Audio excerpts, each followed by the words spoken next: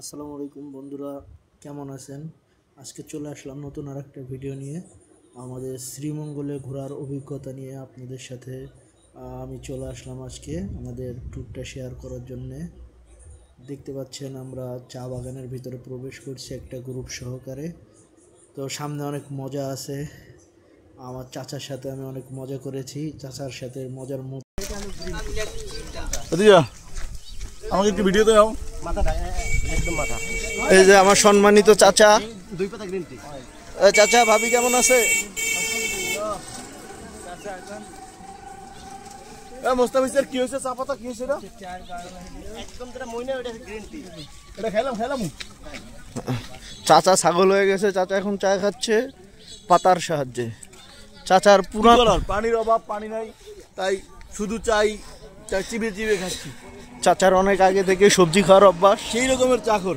হ্যাঁ, চাচার অনেক আগে থেকে সবজি খাওয়ার অভ্যাস। চাচা কি আপনি কাঁচা সবজি খান? ঘাস পাতা না চাচা, আপনি পুরা এত সবাই খায়, আপনি কেন কাঁচা খান চাচা? আপনি কি চাচা এই জন্য কাঁচা খান নাকি আগে থেকে কাঁচা খাওয়ার অভ্যাস? এত কথা বলো কেন বাতিজা তুমি? কৌতূহল বশত আমি আমার মুরব্বী চাচার কাছ থেকে জানতে চাচ্ছি, চাচা কিভাবে খান সবজিটাকে, আপনি কিভাবে দেখছেন চাচা? এটা হলো যে আমরা যে চা খাই না, গ্রিন টি, ঠিক আছে, উপরে যে মানে একেবারে যে কচি পাতাটা থাকে, ঠিক আছে, কচি দোতরা না, ঠিক আছে, সেটা দিয়ে বানানো হয় গ্রিন টি। হ্যাঁ, আর যেটা ধোতরা পাতা, ওটা দিয়ে বানানো হয় চা, যে আমরা স্বাভাবিকভাবে খাই রং চা। আচ্ছা, ঠিক আছে জি। আর কিছু স্যার? তার মানে আপনি বুঝাইতে চাইলেন যারা ধোতরা তারা এই পাতা খায়। ওকে, ঠিক আছে। তো চাচার সাথে অনেক মজা করার পরে আমরা আসলে উঠতে অনেক কষ্ট হচ্ছিল। অনেক দূরের পথ আমরা জার্নি করে গিয়েছিলাম। তো উঠার সময় আবার ছবি তুলছে সবাই, যার যার মতো করে ছবি তুলতেছে। তো অনেক কষ্ট হইলেও ভালোই লাগতেছিল এত সুন্দর একটা জায়গায় আসার পরে, এবং সব থেকে ভালো লাগতেছিল চাচার সাথে মজা করতে। সামনে দেখতে পাচ্ছি আমাদের পীর সাহেব সালাউদ্দিন স্যার খুব সুন্দরভাবে উঠে চলে গেল।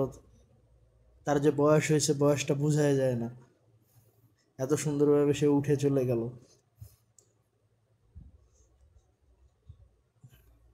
এখন হচ্ছে অরিজিনাল ভিউটা এখানে দেখা যাবে। আসলে প্রত্যেকটা মানুষেরই উচিত এরকম সুন্দর সুন্দর জায়গায় ঘুরতে যাওয়ার সময় বের করে। ঢাকার যে যান্ত্রিক কোলাহল এর ভিতরে আমরা সবসময় থাকি, আসলে এটা আমাদের শরীর ও মন দুটোকেই বিষিয়ে তোলে।